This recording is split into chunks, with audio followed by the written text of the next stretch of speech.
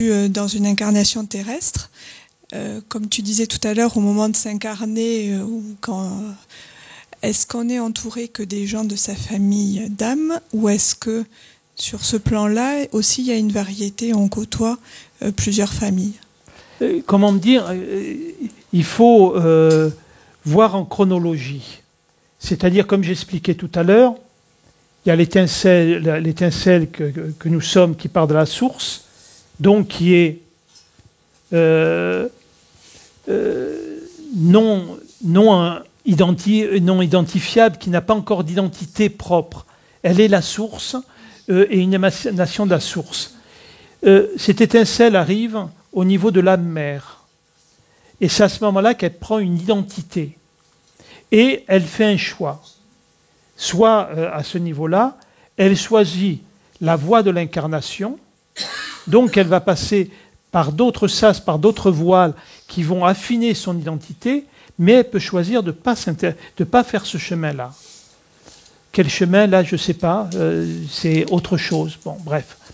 Donc, elle va passer par différents sas, notamment par le sas des archanges, etc., où elle va s'affiner à ces endroits-là, et elle va descendre, et elle va prendre toutes ces couches.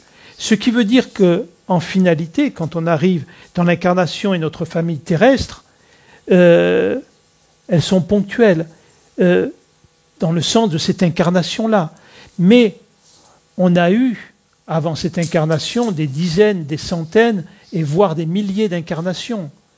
Donc ça nous fait une grande famille. Donc quand on quitte ce corps, dans un premier temps, on va retrouver les gens qui sont encore dans la mémoire, notre mémoire immédiate, c'est-à-dire ceux avec qui on a vécu, parents, etc., etc. Donc on va retrouver ce cadre-là, puis il y a un travail de bilan qui commence à se faire, et on s'aperçoit que ces personnes qui sont proches, parents, enfants, tout compte fait, ce sont juste des entités lumineuses d'amour qui ont œuvré avec nous dans cette histoire, et on s'aperçoit que le cercle s'élargit,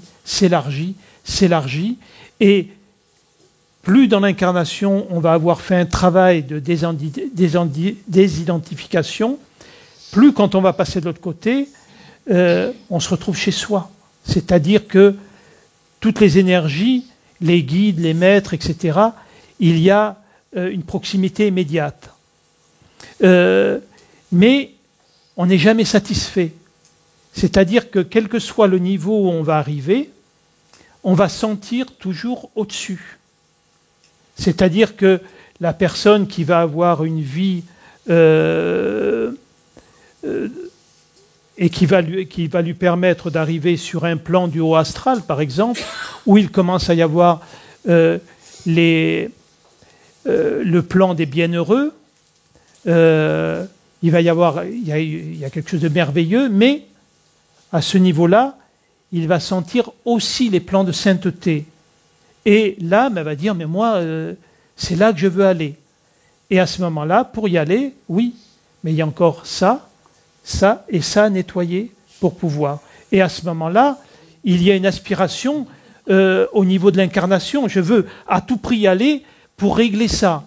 Et d'ailleurs, très souvent, les maîtres de lumière, ils disent, oui, d'accord, tu vas faire juste ça. Si tu y arrives, c'est déjà bien. Mais il y a des têtus, parce qu'il y en a, et ils disent, non, moi je veux ça et ça et ça. Je vais y arriver. Et le problème, c'est que dans ce cas-là, les personnes viennent, et au lieu de se libérer, elles se chargent.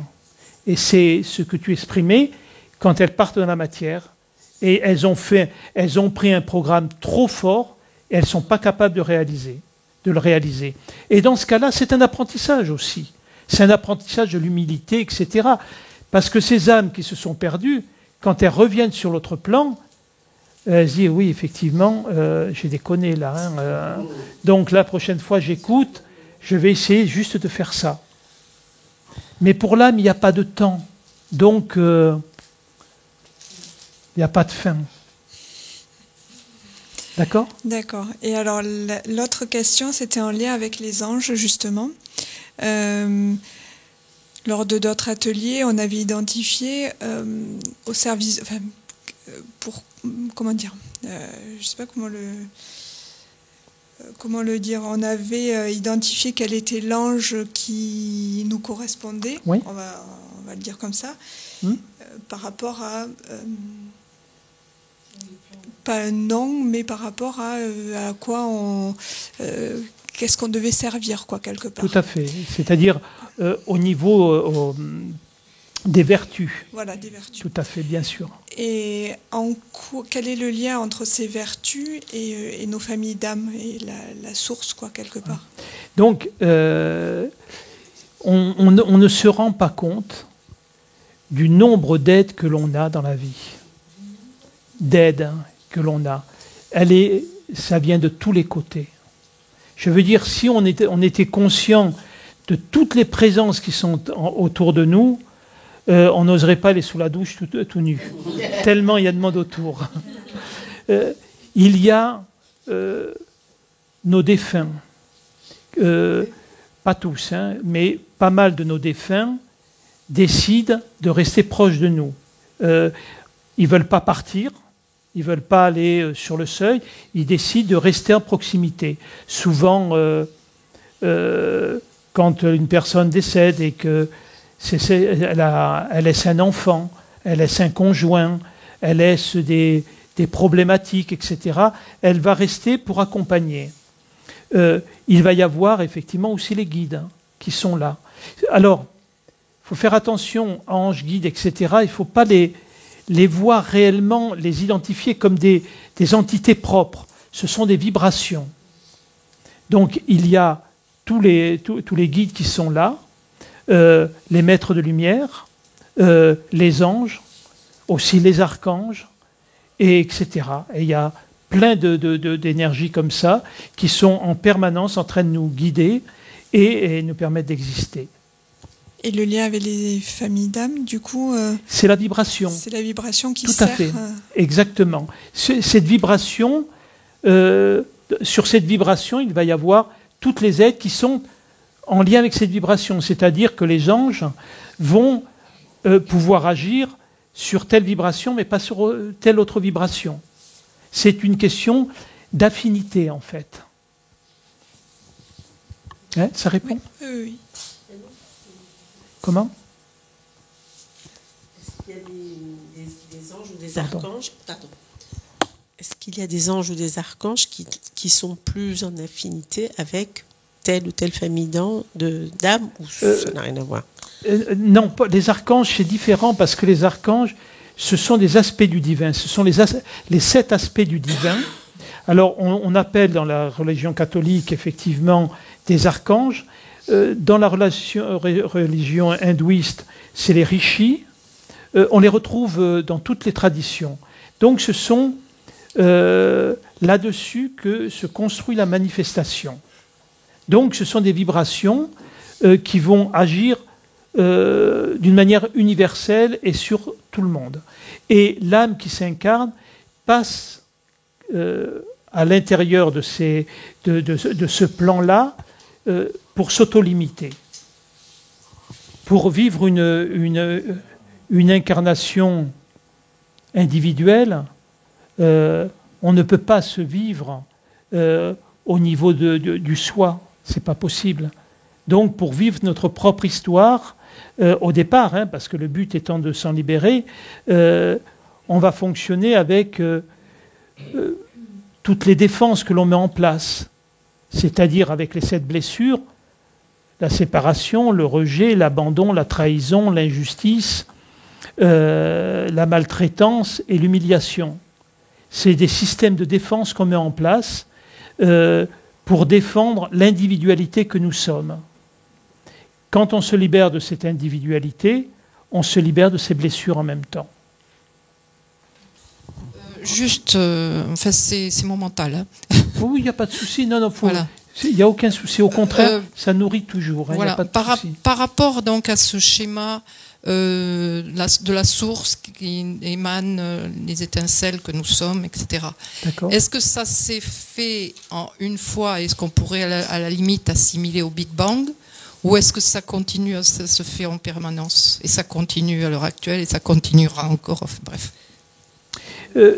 Pour répondre à ça, c'est un petit peu l'allégorie qui a été faite par Jésus de la pêche miraculeuse.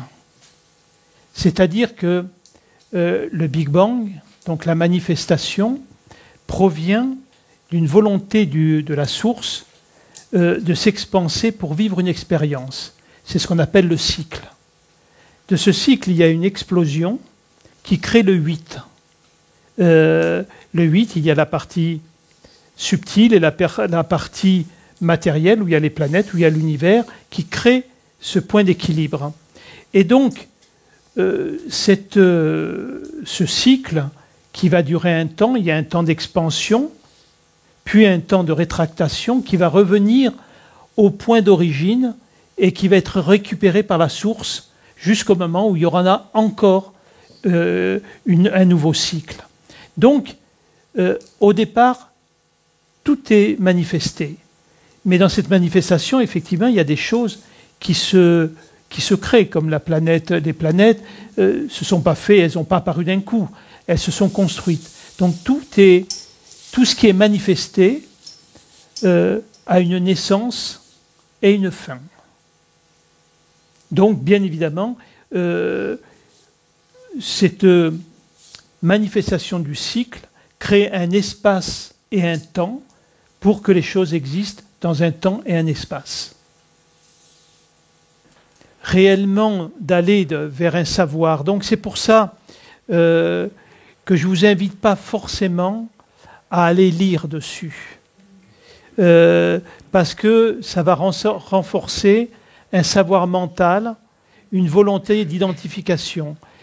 Tandis que le but de cet atelier et de l'invitation, c'est plus de s'ouvrir à la conscience de réellement qui on est. Pas de savoir qui on est. Parce que ce savoir est expansif et beaucoup plus large que ça. Mais simplement prendre conscience que nous ne sommes pas un hasard de la manifestation. Tout ce que l'on fait, toutes nos actions, tout ce qu'on manifeste, tout ce qu'on crée, on le fait parce qu'on est au service de quelque chose d'extraordinaire et de tellement plus grand que nous. Et quand on comprend cette filiation, ce lien que nous avons avec le subtil et avec tout ce que l'on représente, on peut commencer à se regarder non plus par le petit bout de la lorgnette, dans nos petites faiblesses ou dans nos petits défauts, tout ce qu'on n'aime pas, mais de comprendre que chaque chose en nous a un sens et un but. Nous permettre de faire rayonner l'étincelle que nous sommes et qui est toujours en nous. Et par rapport à ça, nous avons choisi de venir travailler pour amener cette lumière au niveau du subtil. Toutes nos expériences nourrissent un plan qui nous est supérieur. Et donc, tout est au bon endroit, au bon moment. Vous n'avez pas à changer, surtout pas. Vous n'avez pas à vous transformer, surtout pas. Vous êtes parfait tel que vous êtes. Même dans vos faiblesses, même dans les petites choses qui vous semblent pas agréables. Tout ce qui ne vous plaît pas en vous et qui est douloureux n'est pas à changer, mais c'est simplement des choses que vous n'acceptez pas de vous. Et quand vous vous acceptez, vous accueillez tel que vous êtes, sans phare, sans comparaison, sans volonté de changement, il apparaît immédiatement une paix profonde et une joie qui peut s'installer en vous. Mais ça demande un véritable accueil. Et quand vous pouvez vous accueillir dans toutes vos facettes, il n'y a aucune difficulté à accueillir l'autre. Mais tant que vous ne vous accueillez pas véritablement, accueillir l'autre, c'est du bidon, vous faites semblant. Parce que socialement, on doit être des gentils. Socialement, on doit s'adapter. Tandis que non, vous avez à être ce que vous êtes, réellement. Parce que si on regarde véritablement, qu'est-ce qui vous sépare de Gandhi? Qu'est-ce qui vous sépare de Mandela? Qu'est-ce qui vous sépare de tous ces êtres-là? Pas obligatoirement, je parle de ces personnes-là parce que tout le monde les connaît, mais il y a plein d'autres personnes qui rayonnent ce qu'elles sont. Elles n'ont rien de plus que vous. La seule chose, c'est qu'elles osent vivre ce qu'elles sont, complètement, et elles osent l'affirmer. Pas s'opposer à l'autre, mais juste dire « je suis cela ». Et si vous voulez que les autres vous acceptent, il faut aller jusqu'à l'acceptation de ce que l'on est, sans jugement, sans critique. Et donc, il y avait une parole de Jésus qui il se promenait, je ne sais plus dans quelle ville, et il est interpellé par une personne et qui lui dit « Élie, Élie, je voudrais te demander quelque chose ». Et il lui dit « Bon, je suis tes commandements, je m'occupe des personnes qui travaillent pour moi, j'applique les commandements, etc. » Et il lui dit « Mais il y a un commandement que je ne comprends pas et que je n'arrive pas, c'est aimer l'autre comme soi-même. » Et Jésus lui répond « C'est très simple, aime-toi moins. » Qu'est-ce que ça veut dire? Ce n'est pas contradictoire avec ce que je viens de dire, loin de là. C'est-à-dire que on se juge, on se critique, mais on n'accepte pas d'être rien. Donc, le fait de vouloir s'aimer, les 3/4 du temps, c'est un schéma égotique uniquement. Je veux être aussi bien que les autres, voire mieux si c'est possible. Tandis que d'accepter d'être rien de ce que l'on pense, rentrer dans cette humilité, dans cette transparence, à ce moment-là, c'est facile d'aimer l'autre. Parce qu'on ne projette rien sur l'autre. On ne projette pas de comparaison. On ne projette pas cette volonté d'exister. On ne projette pas de vouloir défendre une image de nous-mêmes. On est tellement mieux qu'une image, en fait. Et pour mon expérience personnelle, jusqu'au moment où, quand quelque chose a basculé en moi, où pendant longtemps j'ai été un chercheur, pas un trouveur, mais un chercheur, quand ça s'est produit, je me suis dit, mais c'est tellement simple. C'est tellement simple. C'est tellement simple que j'y avais même pas pensé. Vous voyez, c'est pas une volonté, hein, c'est quelque chose comme un fruit, quand le fruit est mûr, vous n'avez pas à tirer dessus. Il vous tombe, il est mûr, il est exactement comme il doit être, et vous pouvez le manger tout de suite. Si le fruit n'est pas assez mûr, vous faites mal au fruit, vous faites mal à l'arbre, et vous ne vous régalez pas parce que le fruit est vert. Donc c'est de pouvoir comprendre que la vie n'est pas à votre service, vous êtes au service de la vie. Quand je dis vous, je dis nous, bien évidemment, hein, je m'inclus bien sûr dedans. Hein.